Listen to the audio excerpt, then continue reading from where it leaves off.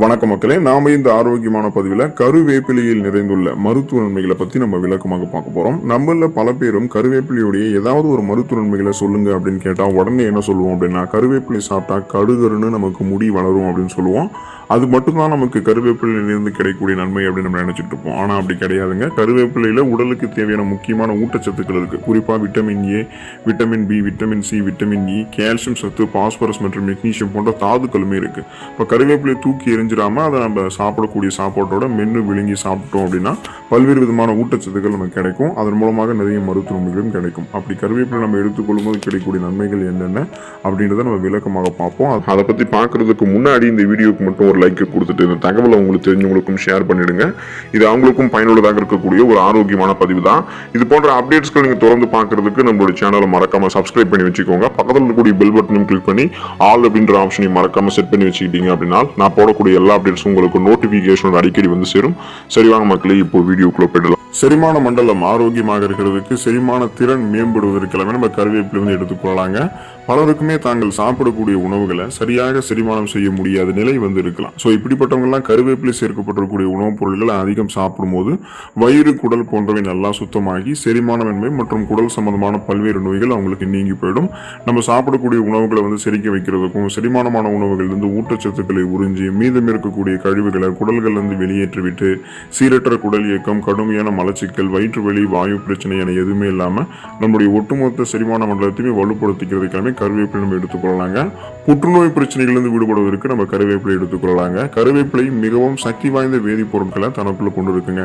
நீங்க கருவேப்பிலை உங்களுடைய உணவுகளை எடுத்துக்கொண்டாலும் சரி, அல்லது அந்த கருவேப்பிலையை நீங்க வந்து அரைத்து உங்களுடைய உடலுக்கு மேல பயன்படுத்தினீங்க அப்படின்னாலுமே தோல் தொடர்பான பிரச்சனைகள்லாம் உங்களுக்கு வந்து வராது. ஸ்கின் டிசீஸ் உங்களுக்கு எதுவுமே ஏற்படாது. இந்த அரிப்பு, சொறி சிரங்கு, படை, தேமலோட சேர்த்து தோல் புற்றுநோய் அதுவுமே உங்களுக்கு வந்து இருக்காது. அது வரப்போவதற்கான அந்த சாத்தியக்கூறுகள் வெகுவாக உங்களுக்கு வந்து குறைக்கப்படும். இதுவே நீங்க கருவேப்பிலை உங்களுடைய உணவுகள்ல உடலுக்குள்ள நீங்க வந்து சேர்த்துக்கிறீங்க அப்படின்னு பாத்தீங்கன்னா உங்களுடைய அந்த செரிமானம் தொடர்பான புற்றுநோய்கள் எதுவுமே இருக்காது. உடல் உள்ளுறுப்புகள்ல ஏற்படக்கூடிய அந்த தீங்கு விளைவிக்கக்கூடிய புற்றுநோய் செல் பரவலிடமிருந்து, ஃப்ரீ ரேடிக்கல்ஸ் அப்படின்ற புற்றுநோய் செல் பரவலிலிருந்து விடுதலை பெற வைக்கிறதுக்கு கருவேப்பிலை உதவிகரமாக இருக்கும். ஸோ அதை அரைத்து பூசணும் அப்படின்னாலுமே, உணவுகளில் சமைத்து எடுத்துக்கொண்டாலுமே தீங்கு விளைவிக்கக்கூடிய புற்றுநோய்களிலிருந்து விடுதலை பெறுவதற்கு கருவேப்பிலை இருக்கக்கூடிய ஊட்டச்சத்துக்கள் துணை புரியும்.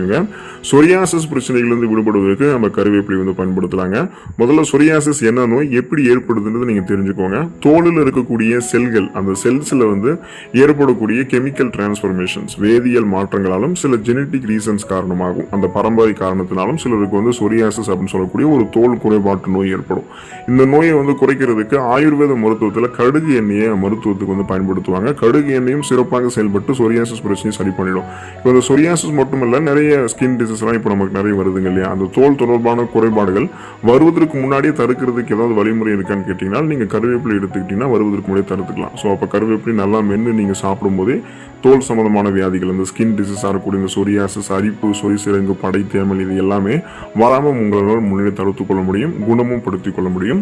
தலைமுடி ஆரோக்கியமாக அடர்த்தியாக கருகருவென்று வளர்வதற்கு கருவேப்பிலை நம்ம வந்து பயன்படுத்தலாங்க. இப்போ தலைமுடி ஆரோக்கியமாக இருக்க வேண்டியது அவசியமாக இருக்கக்கூடிய காலகட்டம் தான் இன்றைய காலகட்டம். ஆனால் பலருக்கும் அந்த மாதிரி தலைமுடி ஆரோக்கியமாக இருக்கான்னு கேட்டீங்கன்னா கிடையாது. தலைமுடி வந்து இளமை வயதிலேயே அவங்களுக்கு வந்து நரைத்து போகிறது, பித்த நிறை ஏற்படுறது, பேன் மற்றும் பொடுகு தொல்லை ஏற்படுவது, முடி உதுதல் ஏற்படுவது, முடி வலுவில்லாமல் போகிறது, இந்த மாதிரி நிறைய பிரச்சனை இருக்குங்க இல்லையா. ஸோ இதெல்லாம் சரி பண்ணுறதுக்கு அவங்க கருவேப்பிலையை தங்களுடைய உணவுகளை தொடர்ந்து சமைத்து எடுத்துக்கொள்ளணும். கருவேப்பிலை பொடியலாகவோ சமையலில் கலந்து எடுத்துக்கலாம். இல்லைன்னா கருவேப்பிலை வந்து பார்த்தீங்கன்னா நீங்கள் அந்த மாதிரி உங்களுடைய அந்த கருவேப்பிலை ஜூஸ் மாதிரி கூட நிறைய பேர் வந்து எடுத்துக்குவாங்க. சமைத்து எடுத்துக்கொள்ளணும். கருவேப்பிலை பொடியாக கூட நீங்கள் எடுத்துக்கலாம். இல்லைன்னா காலையில் இருந்ததும் வெறும் வயிற்றில் 2 கருவேப்பிலை இலைகளை அப்படியே நீங்கள் கழுவி விட்டு மென்று சாப்பிட்டீங்க அப்படின்னாலுமே தலைமுடி உங்களுக்கு ஆரோக்கியமாக தான் இருக்கும். இப்போ உங்களுக்கு தலைமுடியை இன்னும் சீக்கிரமே நீங்கள் ஆரோக்கியமாக மாற்றிக்கொள்ளணும், கருகருப்பாக மாற்றிக்கணும் அப்படின்னா கருவேப்பிலை ஊற வைத்த தேங்காய் எண்ணெயை உங்களுடைய தலைக்கு வந்து நீங்கள் தடவி வந்தீங்க அப்படின்னாலுமே தலைமுடி சம்பந்தமான பிரச்சனைகள் அனைத்துமே உங்களுக்கு நீங்கி போயிடும். இப்போ தலைமுடிக்கு பெஸ்ட்டான ஒரு உணவாக ஒரு இதாக இருக்கக்கூடியது வந்து பார்த்தீங்கன்னா இந்த கருவேப்பிலை தான். அதுக்கப்புறம் தேங்காய் எண்ணெய். ஸோ இந்த தேங்காய் எண்ணெயோட கலந்த கருவேப்பிலை அப்படின்றது வந்து உங்களுடைய தலைமுடி எப்போதுமே சிறப்பாக பாதுகாக்குங்க. அனிமியா என்று சொல்லக்கூடிய ரத்த சோகை நோய், அந்த நோய் குணப்படுத்தப்பட்டு மீண்டும் வராமல் தடுக்கப்படுவதற்கு நம்ம கருவேப்பிலையை பயன்படுத்தலாம். ரத்த சோகை நோய் முதல்ல எதன் காரணமாக ஏற்படுதுன்ற அந்த காரணத்தை நீங்க தெரிஞ்சுக்கோங்க. இரும்பு சத்து குறைபாடு நம்மளுடைய உடம்புகளில் ஏற்படும் போது அனிமியா அப்படின்ற ப்ராப்ளம் ஏற்படும். ஏன்னா இரும்பு சத்து குறையும் போது ரத்த சிகப்பணுக்கள் குறையும். ரத்த சிகப்பணுக்கள் குறைஞ்சதுன்னா அதில் இருக்கக்கூடிய ரத்த புரதமான ஹீமோகுளோபினுடைய எண்ணிக்கையும் குறையும். ஸோ ஹீமோகுளோபின் தான் நமக்கு வேண்டிய ஆக்சிஜன் சப்ளைவை உடல் உறுப்புகள் அனைத்து பாகங்களுக்கும் சப்ளை பண்ணுது. அப்படிப்பட்ட ஹீமோகுளோபினுடைய கவுண்ட் வந்து குறைஞ்சது அப்படின்னா போதுமான அளவுக்கு ஆக்சிஜன் சப்ளை நமக்கு கிடைக்காதால அதில் தட்டுப்பாடு ஏற்படும் போது மயக்கம், தலைவலி, குமட்டல், வாந்தி, உடல் சோர்வு, உடல் பலவீனம், உடல் வந்து உங்களுக்கு வந்து கடுமையாக வலிக்கிறது, கவனமின்மை, இந்த அறிகுறிகள்லாம் உங்களுக்கு வந்து இருக்க ஆரம்பிக்கும். இது எல்லாமே ரத்த சோகை நோய்களுக்கான அறிகுறிகள் தான். ஸோ இப்போ நீங்கள் கருவேப்பிலை தொடர்ந்து உங்களுடைய உணவுகளில் அப்படியே நீங்கள் சமைத்து எடுத்துக்கிறீங்க அல்லது கருவேப்பிலை இலை பொடியாக கூட எடுத்துக்கிறீங்க அப்படின்னாலுமே ரத்த சிகப்பணுக்கள் உற்பத்தி செய்யப்பட்டு போதுமான அளவுக்கு ஹீமோகுளோபினுடைய கவுண்ட் வந்து வளர ஆரம்பிக்கும். அப்புறம் ஆக்சிஜன் சப்ளைவும் சிறப்பாக உங்களுக்கு கிடைக்கிறதால ரத்த சோகைக்கான அறிகுறிகளே உங்களுக்கு இருக்காது. போதுமான அளவுக்கு ரத்த ஓட்டமும் சிறப்பாக இருக்குங்க. நீரிழிவு பிரச்சனைகளிலிருந்து விடுபடுவதற்கு நீங்கள் கருவேப்பிலை எடுத்துக்கொள்ளலாம். நீரிழிவு அப்படின்ற அந்த சுகர் ப்ராப்ளம், சர்க்கரை வியாதி கொண்டிருக்கக்கூடிய நபர்களுக்கெல்லாம் ஒரு சிறந்த மருந்தாக கருவேப்பிலை இருக்குங்க. அதுக்கு காரணம் என்ன அப்படின்னா 2 காரணம் இருக்கு.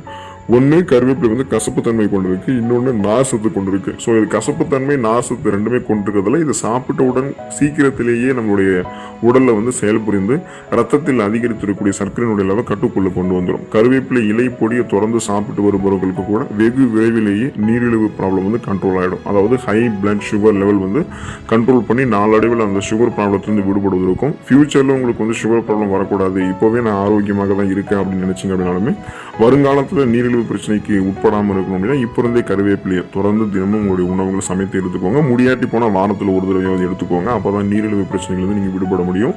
கல்லீரல் தொடர்பான பிரச்சனைகள் விடுபடுவதற்கு கருவேப்பிலை எடுத்துக்கொள்ளலாங்க. முதல்ல கல்லீரல் எப்படியெல்லாம் பாதிப்படையுது என்ற காரணத்தை நீங்கள் தெரிஞ்சுக்கணும். தீவிரமாக மது இருந்தக்கூடிய பழக்கம் உங்களுக்கு இருக்கு அப்படின்னாலுமே மாவுச்சத்து நிறைந்திருக்கக்கூடிய உணவுகளை தொடர்ந்து நீங்கள் தினமும் அதிக அளவு எடுத்துக்கிறீங்க. அப்புறம் அசைவ உணவுகள், நான்வெஜ் ஃபுட்ஸ் எல்லாம் அளவுக்கு அதிகமாக நீங்கள் எடுத்துக்கிறீங்க அப்படின்னா ஒரு கட்டத்தில் கல்லீரலுடைய செயல்பாடுகளில் பாதிப்பு ஏற்பட்டு கல்லீரலில் வந்து வீக்கம் ஏற்படும். அதாவது கல்லீரலில் கொழுப்பு படிவுகள் அதிகமாக படிஞ்சிருக்கிறதால இந்த மாதிரி வீக்கம் ஏற்பட்டு நச்சு கழிவுகள் அதிகமாக சேர ஆரம்பிக்கிறதால மிகுந்த ஆபத்தை அது ஏற்படுத்தக்கூடும். அப்போ கல்லீரல் சிரோசிஸ் நோய் ஏற்படும், கல்லீரல் அலர்ச்சி நோய் ஏற்படும். அது மாதிரிலாம் எதுவும் இல்லாமல் கல்லீரலில் படிந்திருக்கக்கூடிய நச்சு கழிவுகளை அகற்றி கொழுப்புகளை வந்து நீக்கிவிட்டு கல்லீரலுடைய செல்களை மீண்டும் மீண்டும் புதுப்பித்து கல்லீரலை ஒரு ஆரோக்கியமான உறுப்பாக செயல்பட வைக்கிறதுக்கு கருவேப்பிலையை பச்சையாகவோ அல்லது சமைத்தோ நீங்கள் எடுத்துக்கிட்டீங்க அப்படின்னா நீங்கள் ஆரோக்கியமாக இருப்பீங்க. இதயம் ஆரோக்கியமாக இருக்கிறதுக்கு கருவேப்பிலை வந்து எடுத்துக்கொள்ளலாங்க. உடலினுடைய அனைத்து உறுப்புகளுக்குமே ரத்தத்தை பாய்ச்சக்கூடிய உறுப்பாக இதயம் செயல்படுது அப்படின்றத நீங்க தெரிஞ்சுக்கோங்க. இப்போ சிலருக்கு இதயம் தொடர்பான பிரச்சனைகள் ஏற்படுவதற்கான காரணம் என்னன்னா இதயத்துக்கு வேண்டிய ரத்த ஓட்டம் போதுமான அளவுக்கு அந்த ரத்த நாளங்களில் போகுவதை முன்னாடியே வந்து தடுத்து நிறுத்தக்கூடிய கெட்ட கொழுப்புகள் தான். அப்போ அந்த ரத்த நாளங்களில் படிந்திருக்கக்கூடிய இதயத்திற்கு தீங்கு விளைவிக்கக்கூடிய கெட்ட கொழுப்பு சத்துக்கள் படிந்திருக்கக்கூடியதை வந்து அகற்றுவதற்கும் அந்த கெட்ட கொழுப்பு சத்துக்கள் படியாமல் முன்னாடியே வந்து தடுத்து நிறுத்துறதுக்கும் கருவேப்பில் இருக்கக்கூடிய நார் சத்துக்கள் உதவிகரமாக இருக்குங்க. ஸோ ரத்த நாளங்களில் இதனால் எந்த விதமான கொழுப்பு படிவும் இல்லாததால் அப்புறம் உங்களுக்கு கொலஸ்ட்ரால் பிரச்சனையும் இருக்காது. நரம்புகள் இருக்கக்கூடிய இறுக்கங்கள் தொடர்பான பிபி என்று சொல்லக்கூடிய பிளட் ப்ரெஷர், ரத்த அழுத்தம் பிரச்சனையும் இருக்காது. இதன் மூலமாக போதுமான அளவுக்கு ரத்த ஓட்டம் கிடைக்கிறதால மாரடைப்பு, பக்கவாதம், இதய தமனிகளில் வீக்கம் ஏற்படுதல், இதய தசைகள் வலுவிழந்து போகுதல் போன்ற எந்த பக்க விளைவுகளும் உங்களுக்கு வந்து ஏற்படாது. நீங்கள் நலமோடு இருக்கலாம். ஸோ இந்த அளவுக்கு நன்மைகளை பெறணும் அப்படின்னா இனிமேலும் கருவேப்பிலையை உணவுகளிலிருந்து ஒதுக்காமல் தொடர்ந்து உங்களுடைய உணவுகளை சேர்த்துக்கொள்ளுங்க. நலமோடு வாழுங்க. அடுத்த ஆரோக்கியமான பதிவில் மறக்காமல் சந்திப்போம். நன்றி மக்களே.